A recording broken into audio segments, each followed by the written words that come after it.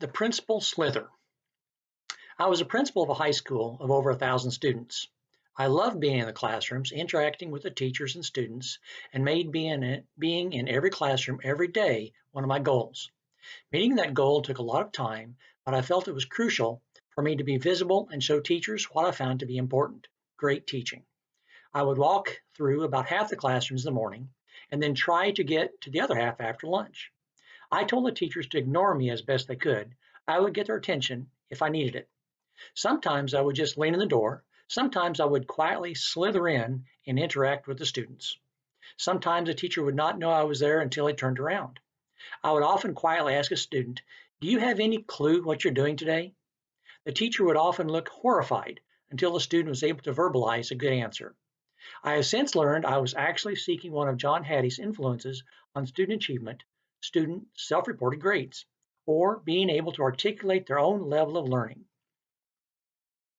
I believe that after the teachers and students became comfortable with me in the classrooms, they were a little more comfortable when I sat down with a yellow tablet to begin an observation.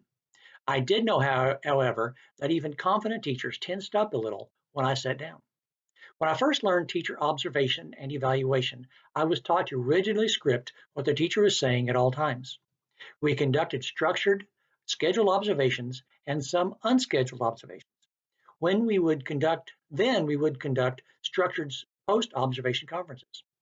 Many evaluation systems now have moved entirely away from scheduled first full period observations to many short mini observations.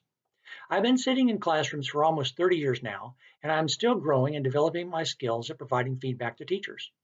Researchers such as Hattie, Marzano, Lamov, and Rutherford help us provide more focused feedback to teachers. The goal is to learn to provide instructional feedback and advice to all teachers, those who need drastic improvement and those who are superstars. Just telling a great teacher, "Good job," is insufficient. They want feedback they can use for improvement. Most teachers are either effective or coachable toward improvement. Sometimes they are not. Each state possesses its own laws concerning teacher tenure.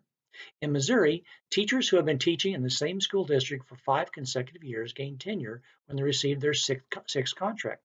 The pros and cons of teacher tenure are often in the news. The main concept when dealing with struggling teachers who might be under consideration for non-renewal is for the principal to diligently follow the district's policies. One assignment in this module is for you to learn more about the teacher employment laws in your state.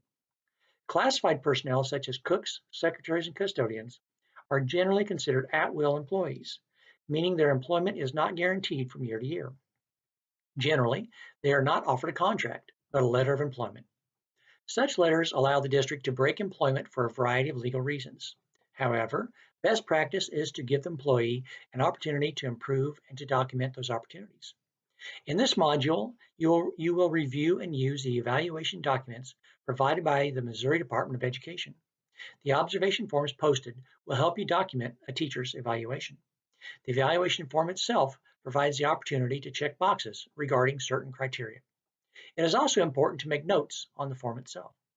Meaningful feedback is important for helping teachers grow. For this module, provide the notes in the form for each teacher featured on the videos. And see if you can find the opportunity to slither into a classroom and observe a teacher. We all need that practice.